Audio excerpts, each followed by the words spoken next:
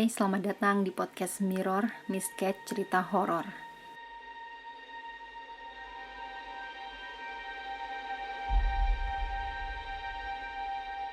Di podcast ini saya akan membagikan cerita-cerita horor dan pengalaman mistis berdasar kisah nyata yang disampaikan langsung oleh narasumbernya kepada saya. Semoga dari cerita-cerita dan peristiwa yang saya sampaikan bisa kalian ambil hikmahnya dan kalian jadikan pelajaran. Selamat mendengarkan.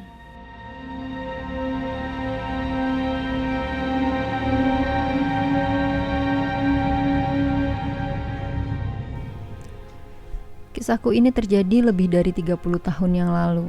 Saat kejadian itu usiaku sekitar 25 tahun dan belum menikah, meski aku sudah bertunangan. Cerita bermula saat aku dan teman-teman di kantorku berencana merayakan malam pergantian tahun dengan menginap di salah satu hotel yang paling populer di masa itu. Sebenarnya aku tidak terlalu ingin ikut dan berharap bisa merayakan pergantian tahun dengan tunanganku. Tapi karena tunanganku yang bekerja di lepas pantai saat itu masih di lokasi, akhirnya aku memutuskan untuk bergabung dengan teman-temanku. 2 orang temanku kebetulan adalah personel band lokal yang ikut mengisi acara tahun baru malam itu. Aku sudah lupa berapa orang persisnya yang sama-sama ikut menginap hari itu. Yang aku ingat, aku sekamar dengan 2 temanku, Lydia dan Winda. Yang lain di 2 kamar yang berbeda. Aku datang sekitar jam 5 sore saat Lydia, Winda, dan teman-temanku yang lain sudah berada di kolam renang. Hari itu hari terakhirku halangan, jadi masih gak mungkin aku ikut berenang. Setelah meletakkan tas di kamar, aku berniat menyusul teman-temanku di kolam. Walaupun gak berenang, paling tidak aku bisa bersantai sambil menikmati pemandangan taman di sekitar kolam. Bersantai di pinggir kolam dengan angin semilir dan suasana sore yang hangat membuat aku mengantuk. Aku benar-benar tertidur rupanya, dan gak sadar kalau teman-temanku sudah keluar dari kolam. Aku rasa mereka memang sengaja mengerjai aku dan tidak membangunkan aku. Aku terbangun saat sudah gelap, dan di sekitar kolam sudah tidak ada siapapun. Kepalaku agak sedikit pening dan terasa berat. Aku masih duduk di kursi santai kolam saat aku tiba-tiba ditegur oleh seorang pria dari arah belakangku. Aku kaget dan menoleh ke arah suara itu. Wah, gantengnya, pikirku saat melihat laki-laki itu yang sambil tersenyum ramah ke arahku. Aku seperti terhipnotis memandang pria tampan itu. Belum sempat aku menjawab sapaannya, dia mendekati aku dan mengulurkan tangannya untuk menjabat tanganku.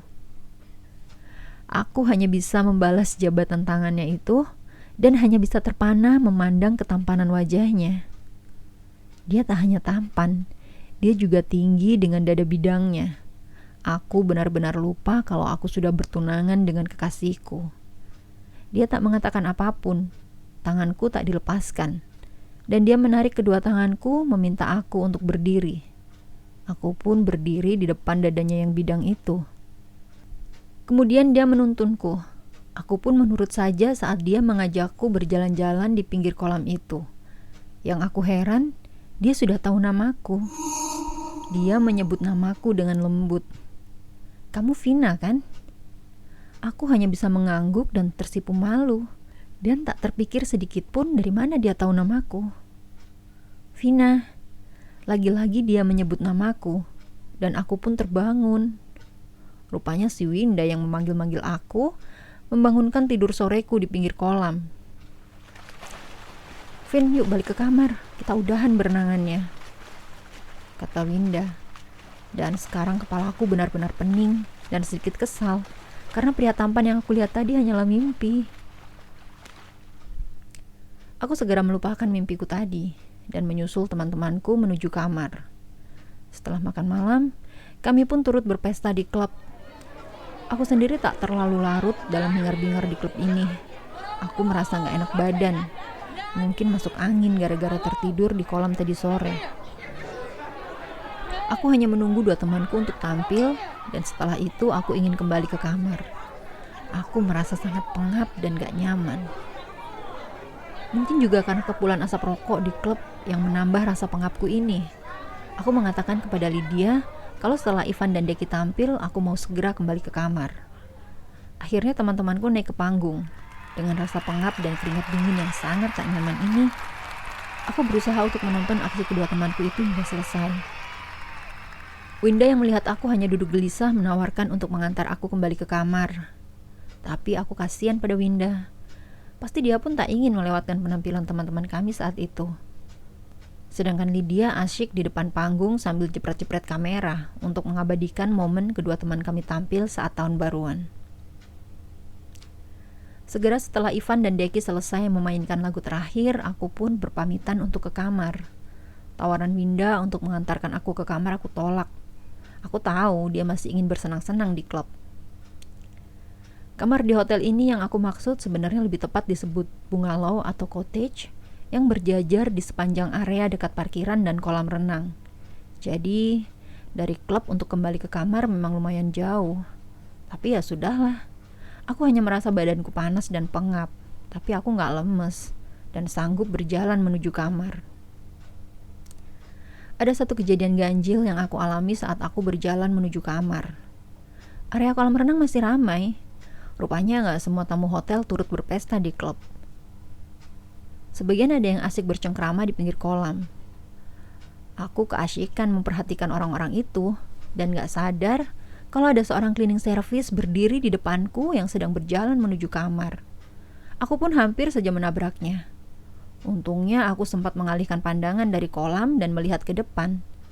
Tapi aneh sekali, dari tadi aku berjalan, aku sama sekali tak melihat ada seseorang di lorong ini. Kenapa tiba-tiba ada cleaning service di depanku? Sudahlah, karena dia hanya bergeming di situ, aku saja yang mengalah dan minggir. Walaupun sedikit kesal, aku tetap melanjutkan berjalan menuju kamar. Sesampainya di depan pintu kamar, aku menoleh ke arah cleaning service tadi, dan dia masih diam tak bergerak di tempatnya berdiri tadi.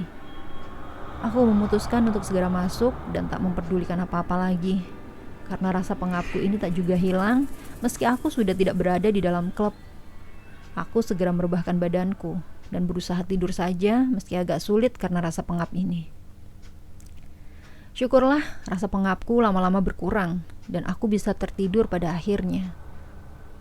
Malam itu aku bermimpi didatangi lagi oleh sosok pria tampan yang juga hadir di mimpiku tadi sore. Mimpi ini terasa nyata sekali. Dia mengetuk pintu bungalow dan aku merasa seperti sudah sangat mengenalnya.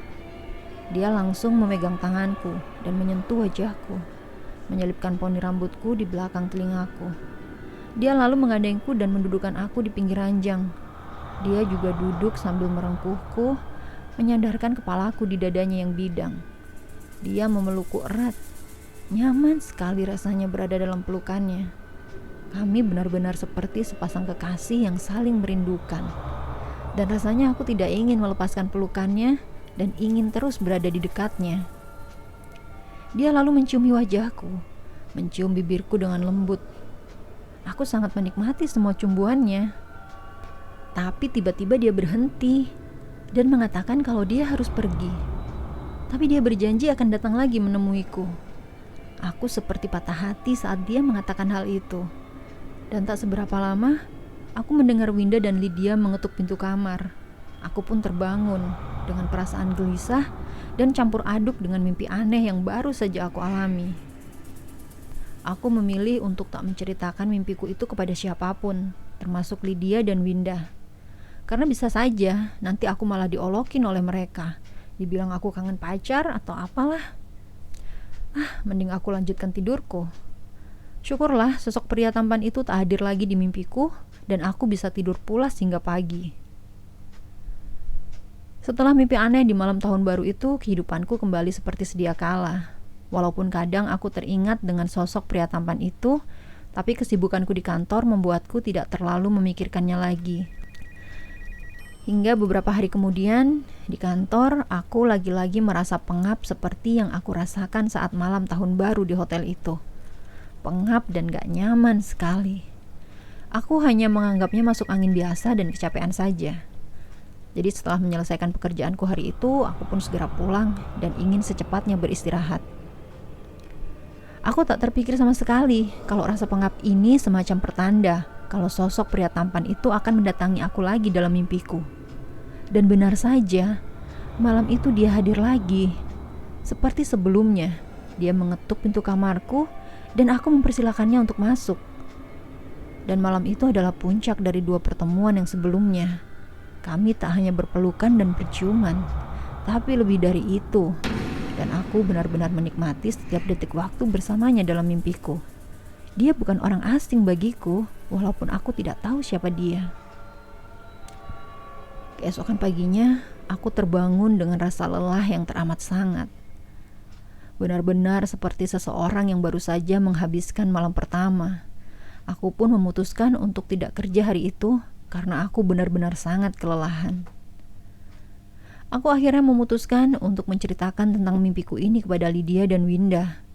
Tapi sesuai dugaanku, mereka malah mengolok-olok aku dan mengatakan kalau aku sudah ngebet pengen nikah. Aku bingung mau menceritakan ini kepada siapa. Pengen cerita pada ibuku, tapi aku malu.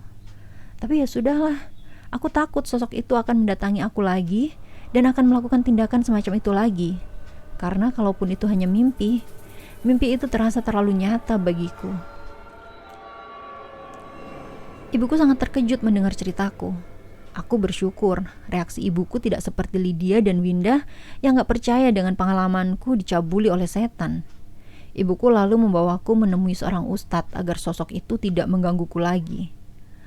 Ustadz itu tidak hanya menasehati aku untuk lebih mendekatkan diri kepada Allah agar tidak diganggu oleh makhluk halus atau jin lagi. Tapi beliau juga menyampaikan sesuatu yang membuat bulu kuduku merinding mendengarnya. Sosok pria tampan yang mendatangi aku itu ternyata adalah sosok genderuwo yang menghuni hotel angker tempat aku dan teman-temanku merayakan tahun baru. Jin jahat itu jatuh hati padaku dan mendatangi aku dalam wujud pria yang sangat tampan dan membawa sukmaku ke dimensi lain untuk memenuhi hasratnya. Menurut ustadz itu, sosok asli genderuwo itu adalah makhluk yang sangat besar berbulu, memiliki taring panjang, dan di kepalanya ada semacam mahkota kecil dengan batu permata. Di kedua telinganya ada anting berwarna emas. Entahlah, itu yang dikatakan oleh ustadz itu. Yang jelas, aku tidak mau lagi dia datang ke mimpiku. Hari itu aku diruqyah, dan ustadz itu juga mengajarkan beberapa amalan yang harus aku lakukan agar genderuwo itu tidak mendatangi aku lagi. Aku kapok. Setelah peristiwa itu, aku tidak pernah lagi ingin berpesta merayakan tahun baru. Apalagi sampai menginap di hotel itu lagi. Satu hal lagi yang mengagetkan aku dan teman-temanku adalah dalam salah satu foto yang diambil oleh Lydia saat penampilan band Ivan dan Deki, di belakang drummer mereka ada sesosok makhluk hitam besar ikut terfoto. Sosok itu seperti sedang menatap tajam ke arah di mana aku duduk saat itu. Setelah melihat foto itu, barulah Lydia dan Winda percaya pada ceritaku. Pengalaman mengerikan digauli oleh setan.